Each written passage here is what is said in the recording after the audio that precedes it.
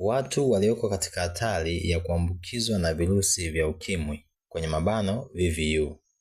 Kuna aina mbili tofauti za virusi vya HIV.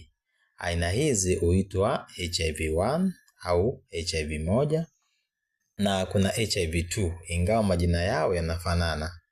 Kwa kweli ni virusi tofauti kabisa.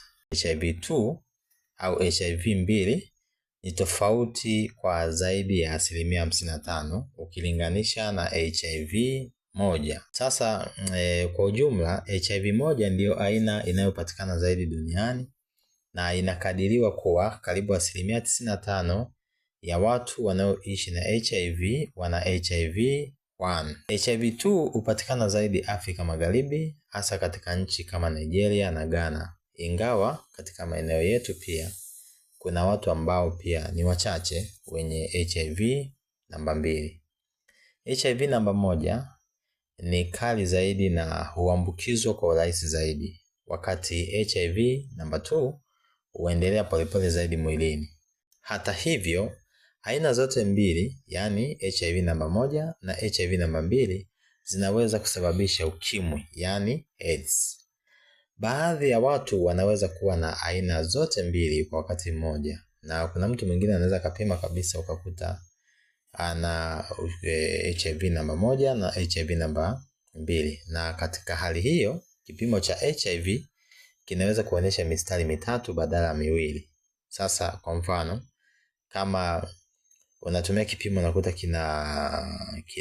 kina ile control ambayo inakuwa na C, yani ambacho inakuwa inakuonyesha kama kipimo kinasoma, lakini kuna HIV namba 1 na HIV namba 2. Kwa hiyo endapo mtu anakuja kupima afya anakutwa na HIV namba 1, manake mstari utashika kwenye C na HIV namba 1 ambayo inakuwa imekolea. Lakini kama ana HIV namba 1 na HIV namba 2, basi inashika mistari yote 3, kwa maana mstari wa kwanza ambao ni HIV namba 1, mstari wa pili HIV namba 2 na mstari wa tatu ambao ni C. Sasa wafuatao wako hatarini kupata ugonjwa huu wa virusi vya ukimwi. Watu wenye wapenzi wengi wa ngono. Kadiri idadi ya wapenzi inavyoongezeka ndivyo uwezekano wa kukutana na mtu aliye na VVU unavyoongezeka pia. Namba 3, watu wasiojua hali ya VVU ya wenzi wao. Kufanya ngono bila kujua kama mwenzi wako amepima VVU lini mara ya mwisho ni kuchukua hatari bila taarifa sahihi. Na ni muhimu sana usichukue taarifa ya mdomoni anayekwambia kwamba nilipima si wiki iliyopita au si miezi 3 iliyopita.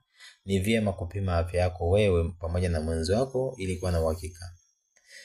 Namba 4 ni watu wenye magonjwa zinaa yasiyotibika. Maambukizi kama kaswende, kisonono, malengelenge ya sehemu za siri husababisha vidonda na michubuko, jambo linalorahisisha virusi vya VVU kuingia mwilini. Watu wengine ni watu wanaoshiriki sindano au vitu vyenye ncha kali. Hii inahusisha sindano za dawa za kulevya, sindano za tattoo, wembe. Kwa hiyo kuna watu wengine ambao unakuta wanachangia hivi vitu. Wanatumia sindano, wanachangia. Yaani anamwamini mtu tu kwa kumwamini kiasi kwamba anachangia vitu vyenye ncha kali ambavyo ni hatari kiafya. Lakini pia wanawake wajawazito wenye VVU bila huduma sahihi za kitabibu. Mwanamke unapojigundua kwamba wewe una VVU, ni vyema pindi ambapo unapata ujauzito kwenda hospitalini kuchukua kipimo na kupata maelekezo ya kitabibu ambayo yanaweza kusaidia kumwokoa mtoto ambaye yuko tumboni. Watu wengine ni watu wenye wenzi walio na VVU lakini hawatumii dawa za kufubaza virusi, yani ARVs. Kama una mwenzi aliye na VVU atumie dawa na kiwango cha virusi kiko juu, hatari ya maambukizi huwa makubwa zaidi. Kwa hiyo wanasema yule ambaye anatumia ARV ana uafadhali wa kutokuambukiza watu wengine kuliko yule ambaye hatumii kabisa ARV. Ndio maana kuna mtu anaweza kaishi na mwenzi wake ambaye anatumia ARV pasipo kujua kwamba alikuwa ni mwathirika na asimuambukize mpaka ikapita hata miaka kadhaa, kwa sababu na ile zile dawa zinakuwa zimevifubaza sana vile virusi. Lakini watu ambao wako hatarini wengine ni wanaume wanaofanya ngono na wanaume wenzao, na hii ni moja ya jambo inaloweza kusababisha maambukizi ya VVU, kitu ambacho pia si kizuri na kinakemewa. Watu wengine ni watu wanaojihusisha na ngono ya malipo.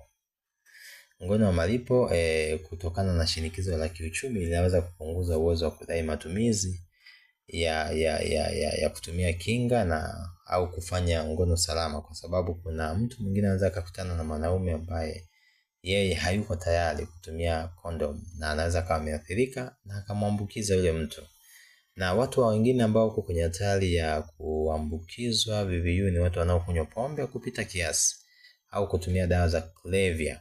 Hali hii hupunguza uwezo wa kufanya maamuzi sahihi na kusababisha kusahau au kupuuza matumizi ya kinga au ngono salama. Kwa sababu mtu anapokuwa ameshalewa na amepitiliza, kiukweli anakuwa na maamuzi sahihi, anaweza katembea na mtu yoyote ambaye huenda anaweza kawa tayari ana VVU na akawa amemwambukiza.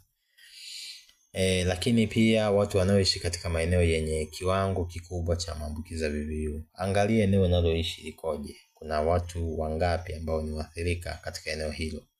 Kwa hiyo kuishi katika mazingira yenye maambukizi mengi huongeza uwezekano wa kuambukizwa endapo utakuwa hauko makini na hauna tahadhari. Sasa ikiwa upo katika mojawapo ya makundi haya, ni vyema kuchukua tahadhari, pima VVU, na ukiwa huna maambukizi chukua tahadhari kuanzia sasa. Asante kwa kufuatilia channel ya Isaac Paluz, na tukutane tena katika somo lingine. Asante.